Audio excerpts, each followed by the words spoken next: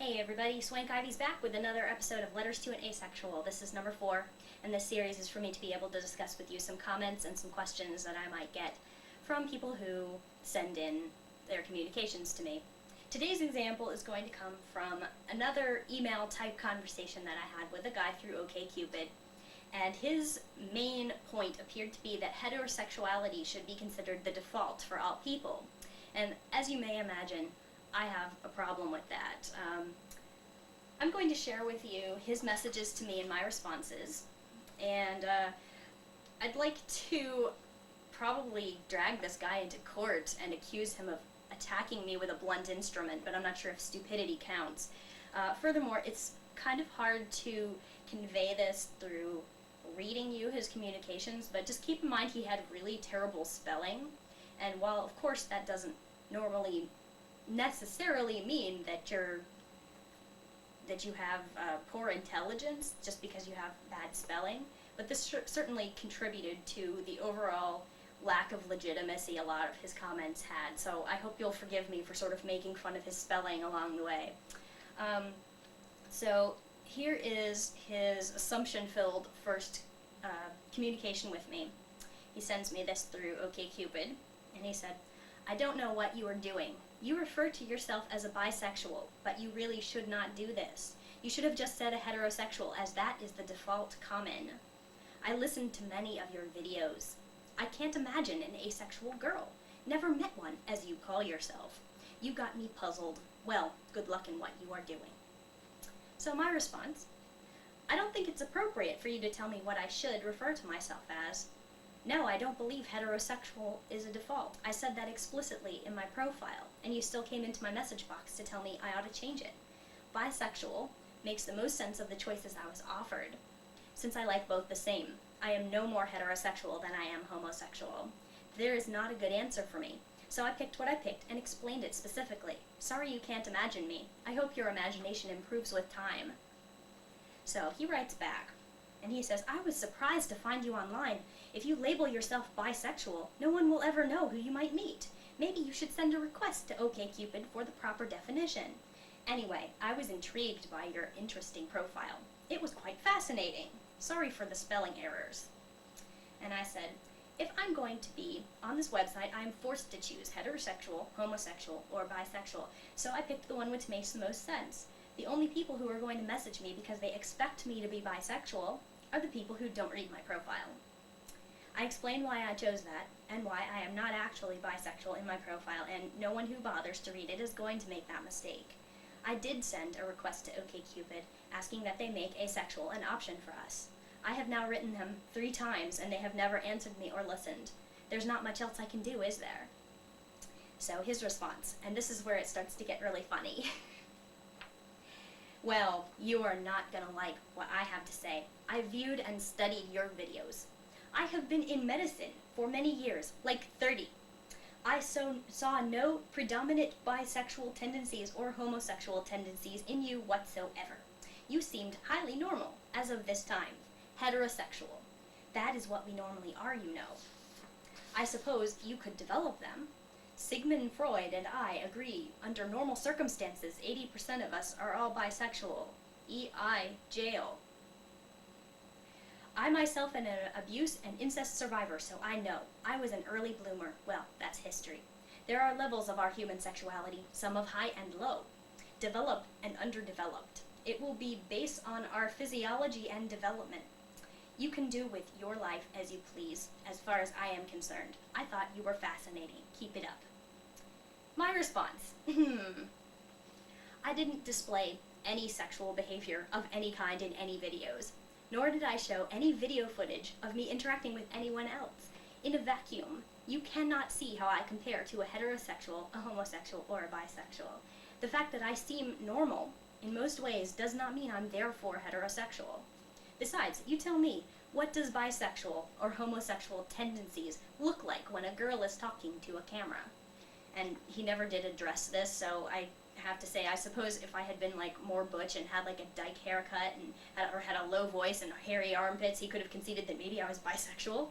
But like, I'm a tiny little feminine thing, so therefore I obviously want penis. I guess I would have had to been behaving sexually with another girl on the camera, or wearing a button that says I heart dykes or something. So anyway, duh, right? So my response continues. You having been in medicine for 30 years has nothing to do with your ability to evaluate my sexual orientation. If you're that attached to your theory that really everyone is heterosexual until or unless they display homosexual behavior, there's not much I can say. You're going to believe what you like, and in this case I feel that's your loss. So here's his response, and this gets even funnier. Well, you did though. You were not aware of it.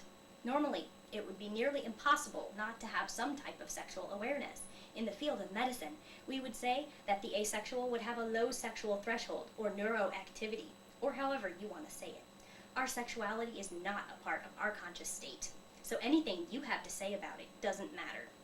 Our sexuality is part of the subconscious, or limbic system. It has been isolated to the amygdala. The female amygdala and the male amygdala are quite distinctive. This can be detected with a descriptive MRI scan if you want to get one. This should be conclusive, and the answers to your understanding will be resolved. And I wasn't able to address this in my further mails either, because I was trying to keep my mails kind of short to avoid the brain glazing over phenomenon that comes with these guys. But I've got to add here that he's saying, like, female and male brains look different on a descriptive MRI scan, and that's like non sequitur, because if I got an MRI and it showed I had a female brain, how would that say anything about my sexuality? It doesn't make any sense. So anyway, here's my response to him. I said, I see. You're going to go that route and claim to see something in my behavior that I'm incapable of seeing and come to a conclusion about how I feel, even though I don't know it. Brilliant. Oh, sorry, Doc. I didn't realize I'm mistaken about how I feel all these years. I'll immediately rectify this by commencing a satisfactory search for penis right now. That wasn't part of the response. That was just a random rant. Sorry. Okay, so back to my response. Regarding normally, it would be nearly impossible. The keyword is normally. I'm well aware that asexuality isn't something that's seen often. It's not particularly normal when compared to the rest of the population, but it's still a healthy state, and that's my point. I don't believe for a second that you're able to analyze my sexual identity by watching me on a computer screen, claiming that you're reading and understanding me deeper than I understand myself. What you're seeing, interpreting, and believing is based on a very limited understanding of me. I, on the other hand, have been myself all my life.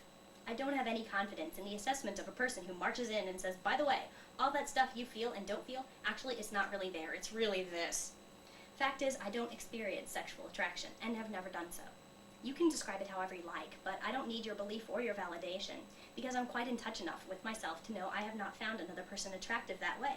I don't have any unresolved feelings about this, so there isn't a reason for me to go get an MRI to find out if actually I'm heterosexual or what have you. It just sounds very silly to me.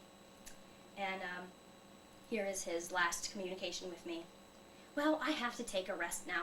I may be able to chat later. You are running up quite a medical bill. I really cannot analyze your situation any further from here. If you want to claim yourself to be asexual, that is fine with me. I will admire you regardless. An asexual should be able to think more clearly without emotional interference. Introduction. Back to the story.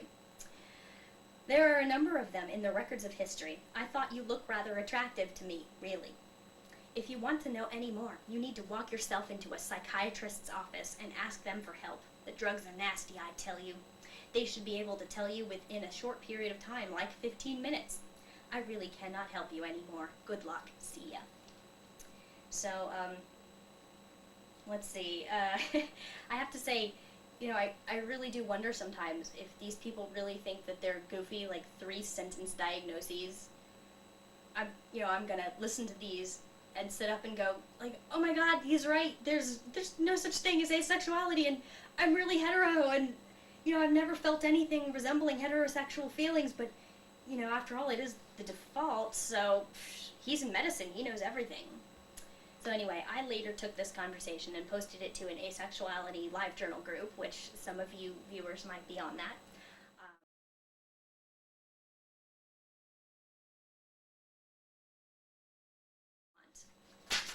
And there you have it, the latest installment of Letters to an Asexual. And we'll see you again next time somebody says something idiotic to me.